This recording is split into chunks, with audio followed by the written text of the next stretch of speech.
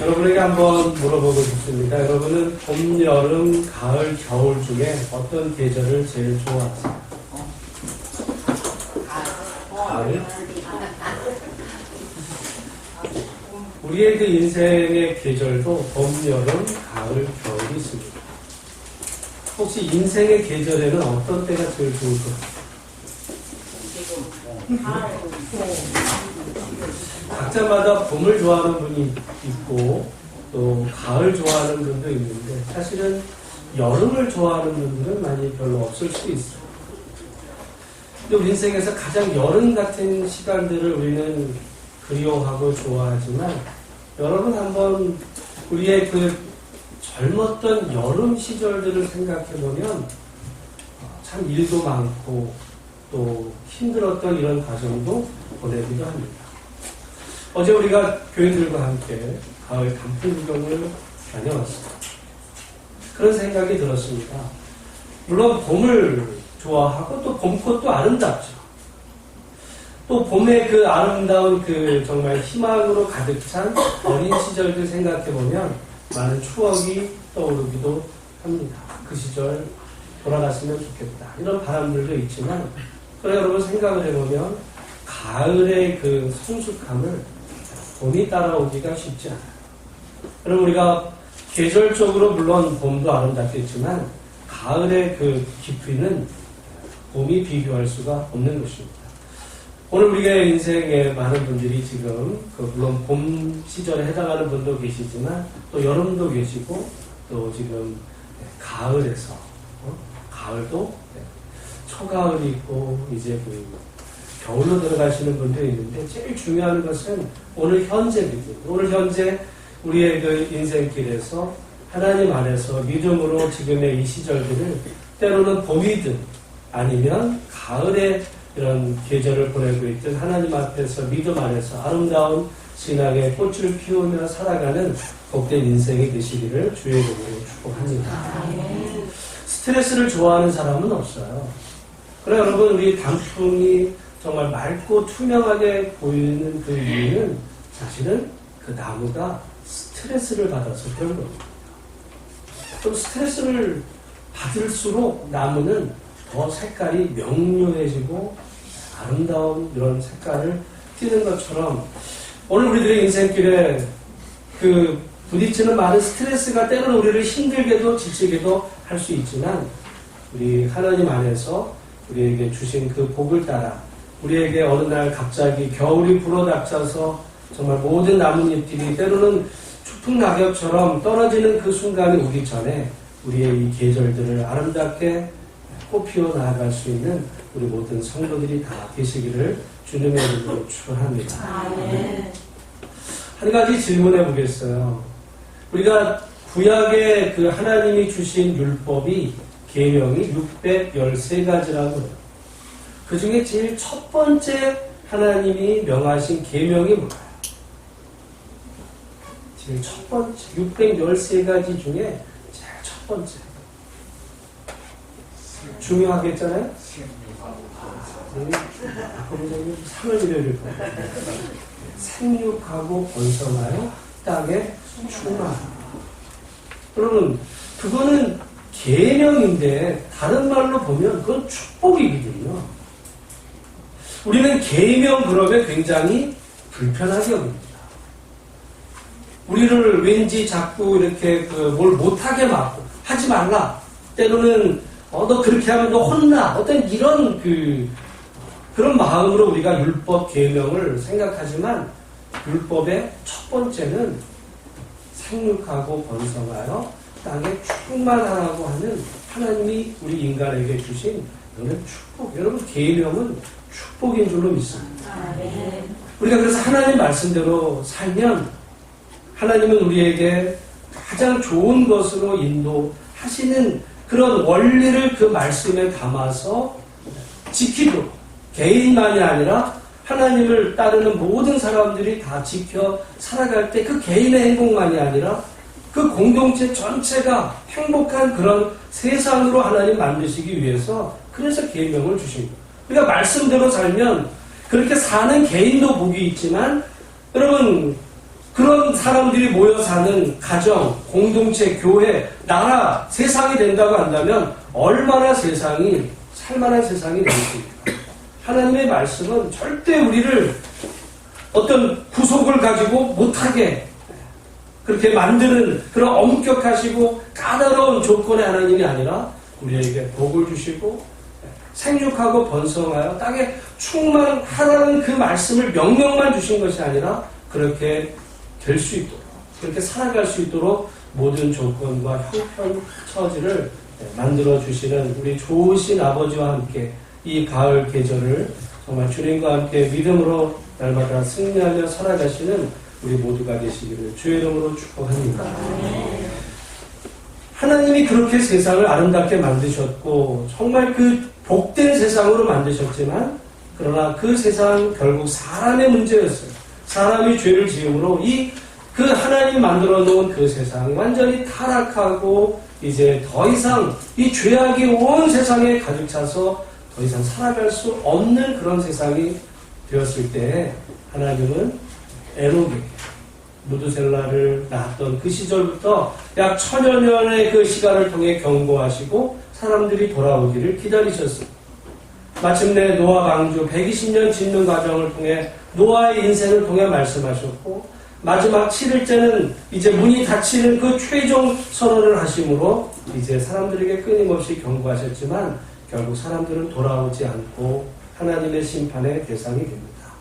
이제 1년여의 그 노아 방주의 모든 과정이 끝나고 하나님께서 정하신 때가 되어서 방주 문을 여시고 노아와 그 가족과 그 안에 있던 모든 생명체들을 이제 밖으로 내오시면서 이제 그 오늘 본문의 이야기가 시작이 되는데 여러분 오늘 본문 시작하기 전에 우리 한번 8장 21절을 한번 같이 한번 읽어보겠습니다. 8장 21절 있습니다. 시작.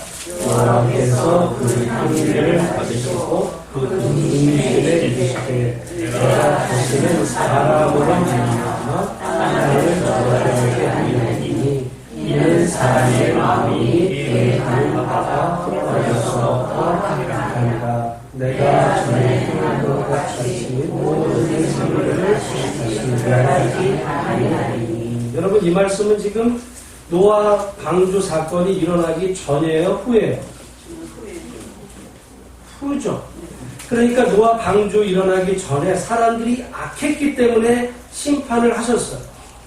그러면 노아 방주 이후는 깨끗해야 되겠죠. 사람도 깨끗하고 세상도 깨끗해야 될 것 같은데 오늘 말씀에 보면 하나님이 뭐라고 그러세요? 사람의 마음이 계획하는 바가 어려서부터 어떻게 돼요? 여러분 사람의 마음이 어려서부터 악한 것은 노아 방주 이전이나 노아 방주 이후나 마찬가지였어요. 결국 우리가 보지만 이제 창세기 11장에 가면 그 죄악이 온 땅까지 가득해서 나중에는 바벨탑을 짓고 이제 하나님께 도전하는 자리까지 나아가게 됩니다. 그래서 모든 사람들이 당시에 다 하나님을 떠났기에 하나님은 그 과정에서 단 한 사람 그리고 그의 가정 아브라함과 그의 가족을 택하시고 이제 그들을 통해서 세상을 다시 구원하시는 하나님의 역사를 이루어가시는 그 내용이 성경이거든요. 변하지 않았어요. 노아 홍수 이전이나 이후의 사람들의 모습은 죄 가운데 여전히 살아가고 있습니다. 만약에 하나님께서 노아 방주 이전의 사람들을 홍수로 심판하신 것과 같은 똑같은 조건으로 지금 우리를 바라보시고 하나님이 판단하시면 홍수는 아마 반복해서 계속 노아 홍수 사건이 일어나야 되고 세상을 심판하셔야 됨에도 불구하고 우리에게 그런 심판이 벌어지지 않는 그 이유는 뭐냐면 하나님이 사람의 그 약함을 아신 거예요. 인정하신 거죠. 그리고는 그럼에도 불구하고 다시는 내가 사람으로 말미암아 땅을 저주하지 않겠다. 하나님의 그 결심. 그래서 하나님이 그렇게 마음을 품으시고 세상을 심판의 방식으로보다는 한 사람을 택해 그의 그 가족을 구원하시고 그를 통해 세상을 변화시켜 가시는 하나님의 구원 역사를 써가시는데, 그렇게 해서 이제 택한 백성들이 이스라엘이고, 결국 이스라엘을 통해서 하나님은 세상을 구원하시기 원하셨지만 그 이스라엘이 또한 실패하자 예수님을 보내시고, 예수님을 믿는 저와 여러분들을 통해 세상을 구원해 가시는 하나님의 이 위대한 구원 역사를 써가시는 이야기들이 이제 우리가 지금 보고 있는 이 성경의 이야기입니다. 여러분, 우리는 환경이 바뀌면 우리가 쉽게 바뀔 거라 생각을 합니다. 노아 방주 이전의 어떤 그 모습을 보면 노아 홍수 이후에는 사람이 달라졌을 거라고 기대하지만 여전히 같아요. 그리고 사람은 어려서는 마치 천사 같을 것 같고, 사람이 이제 나이가 들어서 또 조금 어떤 일부의 사람만 좀 문제 있을 것 같지만, 오늘 창세기 8장 21절에는 하나님은 사람의 그런 모습에 속지를 않으시고 분명히 말씀하시죠. 사람의 마음이 계획하는 바가 어려서부터 나아가. 여러분, 어린아이들이라고 천사가 아닙니다. 천사가. 여러분, 우리가 누군가를 만약에 어떤 사람, 저 사람은 정말 천사 같아. 실제로 제가 볼 때 그 천사 같은 분들이 계세요. 우리 가정 이야기하는 것 같아 그랬지만 저희 집사람 이모님은 정말 제가 볼 때는 천사. 그런 분이 계시긴. 다른 사람들에 비해. 그러나 여러분, 사람 안에는 이 다 천사 같은 이런 그 모습도 있지만 그 안에 감춰진 면들이 사실은 사람들마다 누구나 있어서 그 사람에게 가까이 다가가서 이렇게 그 천사인 줄 알고 가봤는데 경험하는 바가 정말 이럴 줄 몰랐어요. 그럴 줄 몰랐어요. 우리가 그런 경험을 할 때가 얼마나 많은지. 하나님은 오늘 말씀에 사람의 마음이 계획하는 바가 어려서부터 악하다.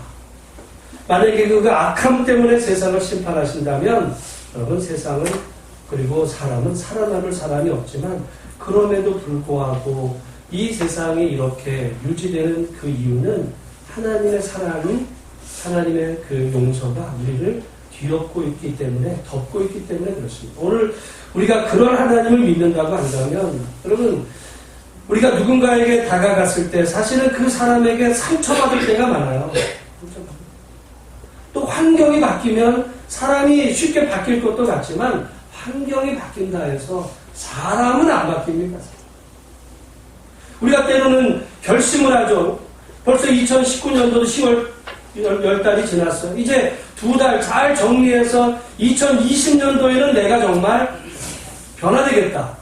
아마 변화될 수 있는 거를 지금부터 기도하며 준비해가지고 변화되겠다 하지만 경험하는 바가 사흘을 채 넘어가지 못하는 것이 우리들의 모습이기도 해요.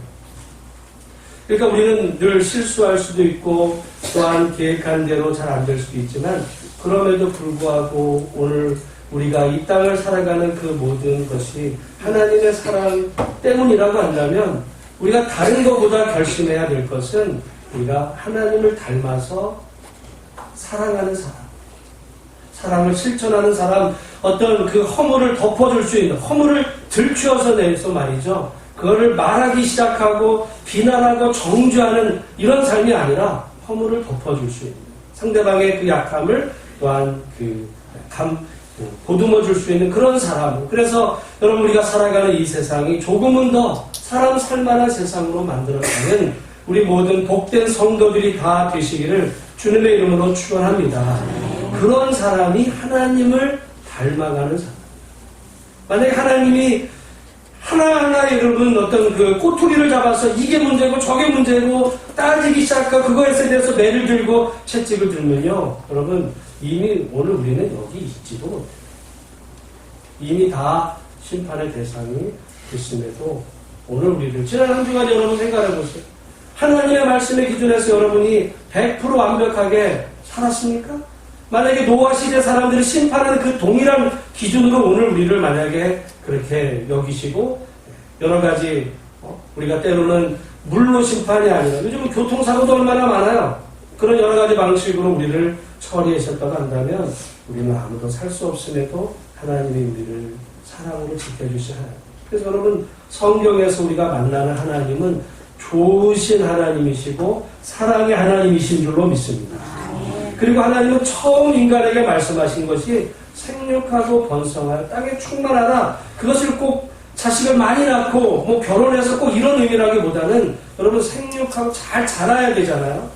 그리고 번성할 수 있는 그 모든 조건을 하나님께서 다 갖추어 주시겠다. 그건 어떻게 보면 우리의 사명이기도 하지만은 계명이기도 하지만 하나님 편에서 보면 그렇게 될 수 있도록 우리를 도우시겠다는 이야기이기도 합니다. 어떤 한 사람이 잘 자라간다는 것 때로는 기적 같은 일이기도 해요. 한 생명체가 탄생하는 것도 요즘 시대에 보면 정말 하나님의 특별한 돌보심이 아니면 그것도 어려운 일이에요. 살면서 얼마나 많은 변수들이 많아요. 그런 중에도 하나님께서 오늘 우리가 이렇게 때로는 봄이 좋기도 하고 때로는 우리가 가을의 이 시절까지 오게 하신 이 모든 과정을 돌아보면 하나님의 돌보심이다. 그래서 우리가 성경에서 만나는 그 하나님은 복 주시는 하나님, 게다가 여러분 처음에만 복을 주신 것이 아니라 이제 노아 홍수 이후에 하나님께서 인간에게 다시 약속을 하시는데 그 말씀이 오늘 본문 9장 1절입니다. 우리 한번 9장 1절을 같이 한번 읽어보겠습니다. 시작.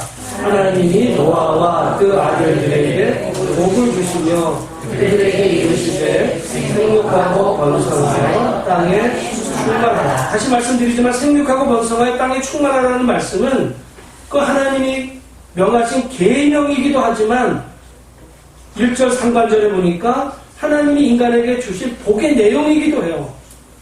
하나님은 그러니까 인간을 처음 만드셨을 때나 노아와 홍수 이후에도 사람이 변하지 않는 것을 아셨어요. 사람은 악한 어떤 그 마음이 계약이 그럼에도 불구하고 하나님은 여전히 복을 주시는 하나님. 그 복의 내용이 이제 생육하고 번성하여 땅에 충만하는 것인데 그 다음에 2절 말씀입니다. 우리 한번 2절 같이 읽습니다. 시작. 땅의 모든 짐승과 위의 모든 새와 땅의 기는 모든 것과 바다의 모든 물고기가 너희를 두려워하며 너희를 무서워하니 이것들은 너희의 손에 붙였음이니라. 아멘. 여기 지금 말씀에 보니까 그 땅의 모든 짐승과 이런 공중의 새들이 너희를 어떻게 한대요? 두려워한다. 여러분 한번 이때 상황으로 지금 돌아가 보세요. 노아와 그 가족은 구원을 받았어요. 좋았죠. 그러나 여러분 방주에서 나온 그 상황을 생각해 보세요. 세상은 어떻게 됐어요? 폐허가 된 거 아니겠어요? 여러분 만약에 우리나라 요즘 뭐 올해 이렇게 그 태풍 피해가 많은데 만약에 태풍이 정말 완전히 그 비바람으로 홍수로 이 나라를 완전히 한번 이렇게 쓸어갔다고 한번 생각을 해보세요. 살아남았지만 그 피해는 어마어마하며 그때 우리 무슨 생각이 들었어요? 야 이거 어떻게 이것을 그 정리하지? 그런 마음. 지금 노아 이 홍수 사건으로 인해서 온 세상이 다 파멸된 이 상황 속에서 노아와 그 가족은 구원받은 은혜에도 감사하지만 어떻게 보면 앞으로 살아갈 날이 막막할 수 있습니다. 어떻게 살아야 되지 이 세상을? 게다가 지금 여러분 여기 지금 모든 그 땅의 모든 짐승들 그들이 지금 방주 안에서는 같이 있었겠지만은 지금 이제 노아 방주 이후에 이들은 야생으로 돌아가는 거예요.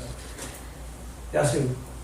여러분이 만약에 요즘은 우리가 이런 그 도시 안에 살아서 그렇긴 하지만 만약에 지금 여기가 야생이다. 야생이다. 야생에서 여러분이 만약에 어떤 짐승을 하나 만난다 생각해보세요. 집에서는 귀여운 강아지죠. 고양이입니다. 그러나 이것이 야생에서 여러분이 만약에 그런 짐승을 만난다 생각하면 여러분이 쉽게 그 짐승을 이길 수 있을까요? 그렇지 못해요. 저도 얼마 전에 알았는데 다람쥐하고 뱀하고 싸우면 누가 이긴대요? 우리가 생각할 때 누가 이길 것 같아요? 당연히 뱀이. 근데 여러분 이게 요즘은 뭐 거짓말 할 수도 없어. 찾아보면 다람쥐 쥐, 이렇게 다람쥐 뱀 하면요, 나와요. 실제 싸우는 다람쥐가 뱀을 죽여요. 야생에 간 말이죠. 우리가 귀여운 다람쥐, 얘가 지금, 그러니까 우리는 이렇게 어쩌다 등산 가다 이렇게 보다, 저 다람쥐 귀엽네, 이렇게 되지만, 만약에 그런 것들이라 할지라도, 어떤 싸워야 되는 상황이 되면, 쥐가 뱀을 죽이기도 합니다.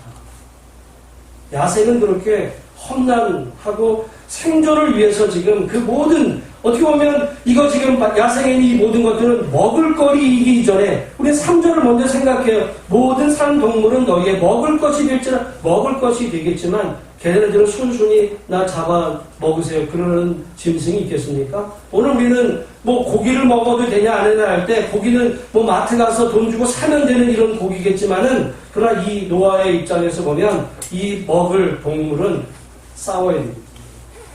순순히 자기 생명을 노아에게 바칠 생명은 아무도 없습니다. 그럴 때 지금 노아가 경험한 이것을 마치 여러분, 우리가 동물원 가운데 사파리가 있어요. 사파리에 우리가 다 이렇게 쳐져 있고 거기에 우리는 버스 안에서 관광을 가니까 참 사자 호랑이 이렇게 있으니까 쟤네들 참 보기가 좋죠. 근데 갑자기 고장이 났어요.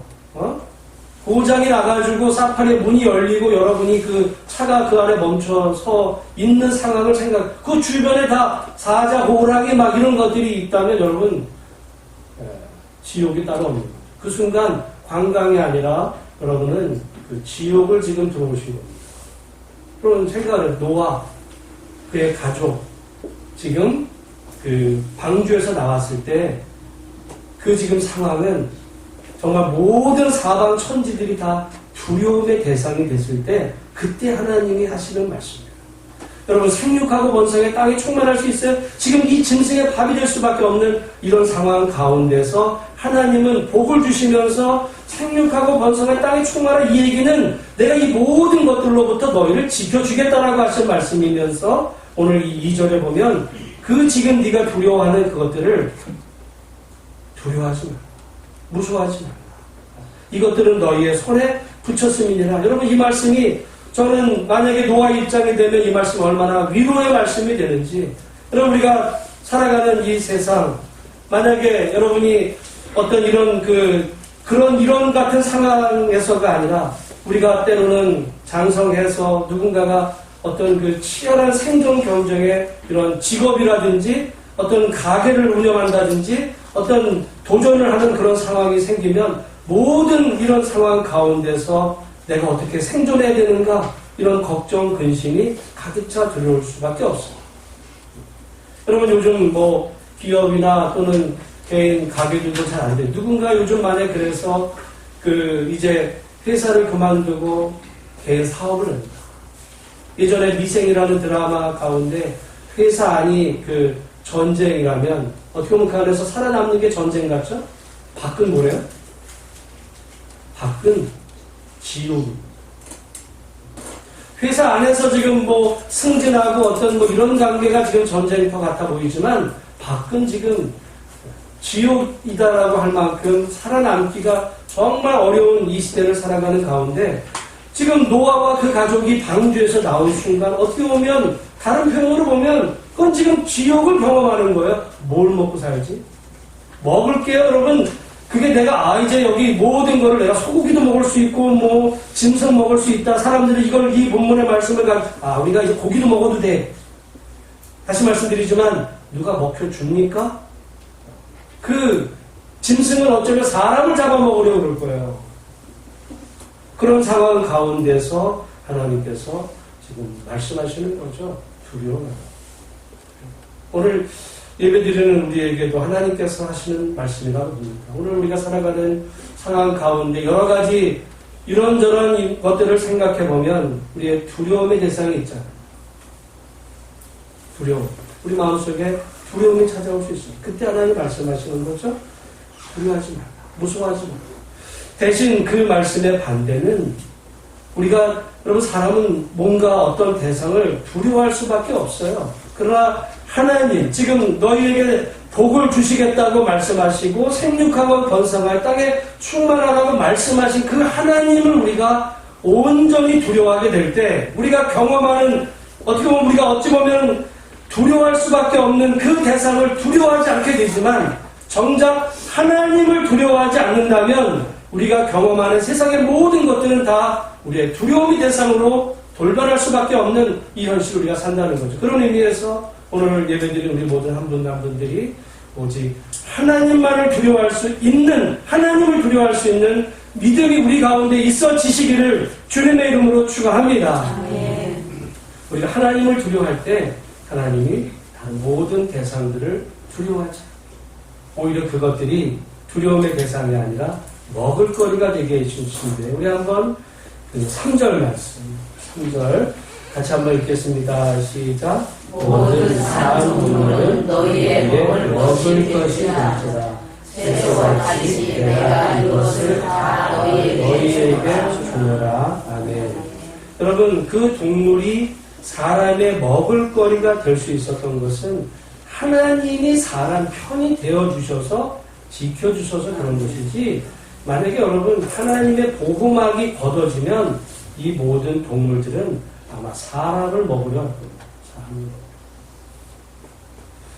오늘 우리가 마찬가지인 것 같아요. 우리가 살아가는 이 생존 경쟁의 이 치열한 현실 속에서 하나님이 우리를 지켜주시지 않는다면 우리는 어떻게 보면 밥이 되는 거죠. 사단 마귀가 이렇게 정말 오는 사자같이 삼킬 자를 찾는 이 시대 속에서 하나님이 우리를 지키시지 않으면 우리는 사단 마귀의 밥이 될 수밖에 없는 그런 현실 우리가 사는 가운데 우리 모두가 진정 하나님을 두려워하는 가운데 하나님이 우리의 보호막이 되시고 그 그늘이 되어주셔서 우리를 해와 그리고 그 달의 그 더위와 추위로부터도 우리를 지켜주시는 정말 구름 기둥과 불 기둥으로 인도하시는 하나님의 은혜를 경험하며 사시는 우리 모두가 다 되시기를 주의 이름으로 축원합니다. 오늘 그 하나님께서는 이렇게 또 말씀하시죠. 우리 한번 8절부터 우리 12절까지 말씀을 같이 한번 읽어보겠습니다. 시작. 하나님이 너와 함께한 아들에게 말씀을 이르시되 내가 내 언약을 너희와 너희 후손과 너희와 함께한 모든 생물 곧 너희와 함께한 새와 가축과 땅의 모든 생물에게 세우리니 안개에서 나온 모든 땅의 모든 짐승이니라. 내가 너희와 언약을 세우니 다시는 모든 생물을 홍수로 멸하지 아니할 것이라. 땅을 멸할 홍수가 다시 있지 아니하리라. 하나님이 이르시되 내가 나와 너희와 함께하는 모든 생물 사이에 대대로 영원히 세우는 언약의 조정을 이것이니라. 아멘. 여기 말씀에 계속해서 보니까 하나의 그 주목할 만한 강조된 그 단어가 있다면 나라는 거다. 내가 내 언약을 너희와 너희 후손과 세운다. 지금 하나님이 노아와 언약을 세우시는데 그 주도권이 지금 누구에게 있대요? 하나님. 여러분 언약과 계약은 좀 달라요. 계약은 두 사람이 예를 들어 두 당사자가 서로 조건을 서로 이야기하죠. 여러분 결혼은 계약입니까? 언약입니까? 네? 다분히 계약적인 요소들이 많아요. 실은 성경은 언약이라고 그러는데 여러분 여러분이나 여러분 자녀가 어떤 결혼을 하려고 어떤 대상을 만난다고 그럴 때 그러니까 무조건 좋아요? 그게 아니라 그 대상이 뭐 어떤 사람은 키를 볼 수도 있고 어떤 사람은 얼마나 뭘 가졌는지 아니면 어느 학교를 나왔는지 집안은 어떤지 그걸 보잖아. 그래서 그 조건이 나랑 맞겠다 또는 우리 자녀 어느 정도 맞겠다. 신앙도 보거든요. 신앙 그런 부분들 그렇게 해서 이제 어느 정도 우리를 사랑해도 되겠네. 그래서 사랑해서 살다가 근데 그 조건들이 예를 들어 깨지게 되면 이걸 언약이라고 생각하는 사람은 끝까지 하나님이 지어주신 것을 나눌 수 없다. 그 믿음으로 가는 반면에 어떤 분들은 계약 조건이 깨졌어. 어느 정도 버는 줄 알았는데 그것도 아니네. 이래가지고는 실망했어. 그래서 요즘 황혼이혼도 많아지는 이유가 많은 경우는 결혼을 언약이라 보기보다는 계약의 관점에서 보는 부분이 많습니다. 그런데 하나님과 우리의 관계를 계약이라고 본다면 이미 계약은 다 깨졌어요. 여러분이 정말 하나님 믿으면서부터 우리가 하나님 중심으로 믿음으로 살기보다는 우리는 끊임없이 하나님을 실망시켜 드릴 때가 얼마나 많아요. 대표적으로 우리가 구약 성경의 호세아를 보면 그 고멜과 호세아 그 부부 관계 속에서 그 고멜이라고 하는 그 아내가 끊임없이 방탕한 그 과정으로 그 남편 호세아의 실망을 그렇게 시키는 삶을 사는 것처럼 오늘 우리가 하나님의 마음을 아프게 하고 또 마치 영적인 간음을 저지르면서 하나님보다 세상에 더 좋은 것들을 우리가 사랑하며 삶에도 불구하고 하나님과 우리의 그 언약 관계가 깨지지 않는 것은 이 언약의 주도권이 우리에게 있는 것이 아니라 하나님께 있기 때문에 그렇습니다. 오늘 본문에 이 노아 홍수 사건 이후에 이 노아 언약도 하나님이 말씀하시는 거, 내가 내 언약을 너희와 세우겠다. 내 언약이거든요. 계약이 아닙니다. 계약이 아닙니다. 어떻게 보면 여러분 이 언약의 문제는 부모와 자녀 관계라고도 볼 수 있어요. 여러분 부모와 자녀를 하나님께서 이렇게 그 가정 안에 묶으셨을 때 자녀가 때로는 부모 마음을 실망시켰다 했을 때 물론 우리 옛날의 말에 너무 자녀가 실망시키면 자식을 호적에서 파버린다 이런 이야기 할 때는 마치 그걸 계약 관계처럼 이야기하는 거지만 그 핏줄로 맺어진 것은 그건 끊을 수 없는 그 언약의 그 모습이 우리 부모와 자녀 관계에 있듯이 하나님과 우리 관계도 우리가 하나님을 택했다고 한다면 만약에 그래서 계약이라고 한다면 우리는 얼마든지 하나님의 구원에서 떨어질 수 있습니다. 그럼에도 이 모든 주도권이 창세전의 그리스도 안에서 우리를 택하신 하나님께서 우리를 택하셨고 지금도 우리를 사랑 안에 이끌어 가시는 하나님 안에 이 모든 것들이 운영되고 있기에 우리는 하나님 안에서 안전할 수 있고 감사할 수 있다. 여러분 그런 의미에서 오늘 우리가 구원받은 것은 우리의 믿음 이전에 우리를 향하신 하나님의 그 한없는 은혜 때문인 줄로 알아서 하나님 앞에 감사할 수 있는 우리 모두가 되시기를 주의 이름으로 축원합니다. 저는 결론적으로 그런데 그 하나님께서 언약과 이 복을 주시는데 누구에게 주시는지를 계속 말씀하시냐면 우리 한번 그 9절 말씀도 같이 한번 읽어보겠습니다. 9절 읽습니다. 시작. 내가 내 언약을 너희와 너희 후손과 여러분 여기 지금 본문의 말씀에 보면 계속해서 이 후손에 대한 이야기를 해요. 그럼 생육하고 번성해서 자녀들을 많이 때로는 어떻게 보면 낳으면 뭐합니까? 만약에 그 후손이 살아갈 세상이 너무도 정말 사람이 도저히 살 수 없는 세상이 된다면 정말 낳는 게 고통일 수도 있겠죠. 실제로 저희가 그 미국에 있을 때 한 그 가정이 그 한 자매가 사실은 저희 교회를 이제 그 어떤 집사님 친구라 해서 등록을 했어요. 저희는 이제 당연히 처녀일 줄 알았어요. 참여를 안 했습니다. 그 유학을 왔다 그랬습니다. 그런 줄 알았는데 한 몇 개월 지나서 이제 한국에 갔다 온다고 하더니 갔다 오더니 아이를 데리고 왔어요. 이제 얘기가 된 거죠. 사실은 결혼을 했어요. 결혼을 했는데 이 남자 쪽에서 남편과 그 남편 집에서 아이 낳는 거를 반대하는 거예요. 이해가 안 됐어요. 아니 혹시라도 뭐 여자가 자기 몸매물 관리를 위해서 그 아내가 그런다고 한다면 뭐 혹시 모르겠지만 아니 아이를 왜 낳냐 이거 아이 요즘 애들이 살아갈 세상이 얼마나 힘든데 세상이 이렇게 힘든데 왜 애를 낳냐 그냥 우리들끼리 부부끼리 행복하게 살면 되지 않냐 이게 이제 부부싸움의 원인이 돼서 결국 이혼하는 가정이 있더라니까요. 그래가지고 결국 이혼했는데 이 아내, 여자, 이제 우리 자매는 아버님이 아주 엄격한 그런 가정에서 강남할 수 없이 그냥 미국으로 핑계를 이제 공부한다 해가지고 와서 사는 중에 이제 그 이야기를 저는 그때 들으면서 이해가 안 됐어요. 사실 지금도 잘 이해가 안 되지만, 그 한편으로 여러분, 우리 아이들이 살아갈 세상을 한번 보세요. 지금요, 청년애들 쉬지가 않아요. 앞으로. 여러분, 환경 정말 장담할 수가 없어요. 아이, 노력하면 된다? 노력해도 안 되는 시대가 어떻게 오고 있는지도 몰라요. 미래 세대를 생각하면 암울해질 수도 있습니다.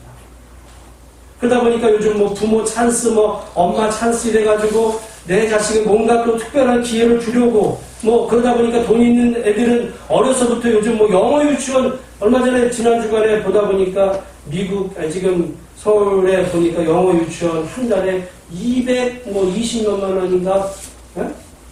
250만 원씩 어려서부터 영어 유치원 본인분들을 그렇게 시키는 거예요. 그렇게 해서라도 어떻게 내 자식만큼은 이 험악한 세상에서 낙오되지 않고 이렇게 정말 승리하는 이런 아이를 키우려고 어려서부터 그런 모든 기회를 다 주려고 우리가 조건이 안 돼서 못 주지, 줄 수만 있으면 주려고 하는 이런 세상을 우리가 맞다 보니까 결국 그 이유가 뭡니까? 미래가 불안한 거죠. 우리가 맞이할 장래, 우리 개인이 아니라 우리 자녀들이 맞이할 그 미래가 불안하다 보니까 이런 생각을 하는 가운데서 하나님 오늘 말씀하시는 거죠. 하나님이 복을 주시는데 그 복을 노아와 그 당대만이 아니라 너희 후손에게 복을 주시겠다. 저는 이 말씀이 얼마나 위로가 되는지 모릅니다. 여러분, 오늘 우리가 이 땅을 살아가면서 하나님의 그 복을 우리 당대만이 아니라 우리 후대들까지도 정말 하나님의 복된 세상을 살아갈 수 있는 하나님의 축복이 여러분의 가정 안에 흘러서 정말 예수님 오시는 그날까지 믿음 안에서 대대손손 복된 믿음의 가정을 이루어갈 수 있는 은혜가 우리 모두 가운데 있어지게 되시기를 주의 이름으로 축원합니다. 요즘은 우리가 미래에 어떤 직업이 정말 유망할 거야. 몰라요. 모릅니다. 요즘 솔직히 말해서 수의사 같은 경우가 인기라고 그러잖아요. 저 대학 시절에 무슨 축산과 이런 거는 진짜 알아주지도 않았던 거예요. 그러니까 몰라요. 몇십 년 후에 뭐가 어떻게 변할지, 지금 인기라고 그러지만 또 몇십 년 후에 뭐가 될지 우리는 아무것도 장담할 수가 없습니다. 그러니까 우리가 미래에 어떤 그 자녀를 위해서 기도할 때 제일 중요한 것은 어떤 세상이 오든 20년, 30년 후에 다음 세대에 어떤 세상이 앞으로 펼쳐지든 그 세대 속에서도, 그 세상에서도 정말 하나님의 축복 속에 살아갈 수 있는 그런 믿음의 자녀로 키우는 것이 가장 중요한 일이다. 여러분, 어떤 하나님이 결국 돌보시는 자녀가 된다면 어떤 세상이 와도 괜찮죠. 근데 자기 능력으로만 모든 것을 해야 된다고 한다면 불안합니다. 왜? 그 세상에 자기가 준비되어 있지 않았을 때 맞이할 그 세상은 두려울 수밖에 없는 세상이에요. 그러나 여러분, 우리가 그런 의미에서 정말 하나님 안에서 우리 자녀들을 위해 기도하고 믿음으로 세워가는 가운데 여러분의 자녀들이 정말 앞으로 펼쳐지는 그 세대 속에서도 하나님의 축복 속에 살아갈 수 있는 그런 믿음의 자녀로 키우는 우리 모두가 되시기를 주의 이름으로 축원합니다. 여러분, 613가지 계명의 첫 번째가 생육하고 번성하여 땅에 충만하라고 했으면 613번째는 뭡니까? 613번째. 그 말씀이 우리 한번 찾아보겠습니다. 신명기 31장 19절입니다.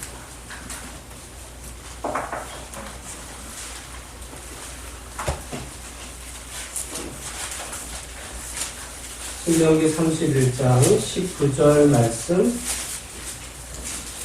같이 한번 읽어보겠습니다. 시작. 그러므로 이제 너희는 이 노래를 써서 이스라엘 자손들에게 가르쳐 그들의 입으로 부르게 하여 이 노래로 나를 위하여 이스라엘 자손들에게 증언하게 되게 하라.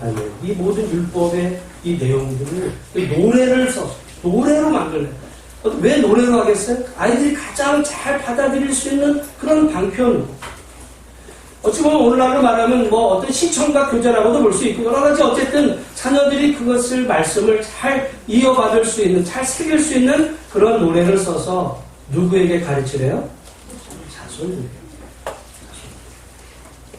저는 오늘 이 노아 방주 후에 하나님께서 노아와 그 가족들에게 하신 그 말씀과 동일하게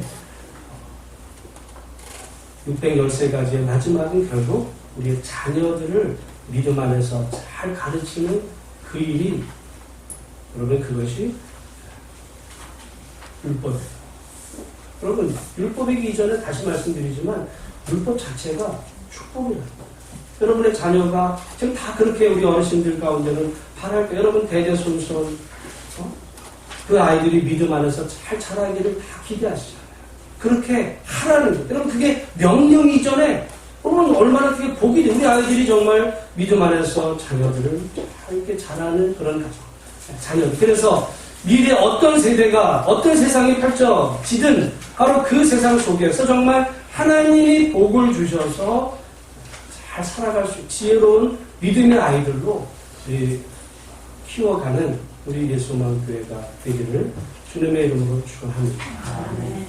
저는 사실 우리가 지금 1년여 시간을 좀 넘는 가운데 내년도에 어떻게 보면 제일 중점적으로 교회가 해야 될 바로 부분도 이 다음 세대를 이제 좀 더 본격적으로 잘 이렇게 가르치고 이렇게 키워서 정말 하나님이 기뻐하시는 믿음의 교회로 세워가는 바로 그 일이 우리 가장 소중한 일이다. 그래서 우리 자녀들은 정말 여러분이 복을 받을 뿐만 아니라 여러분 그렇잖아요. 내가 하나님께로부터 내 당대만 복을 받고 우리 자식들이 고생을 한다면 누가 그 복이라고 말하겠어요. 그래서 우리 자녀들에게도 아름다운 신앙의 유산을 잘 물려줄 수 있는 그런 가정, 교회 되기를 위해서 더욱 기도하시고 또 하나님 사랑하시는 우리 모두가 다 되시기를 주님의 이름으로 축원합니다.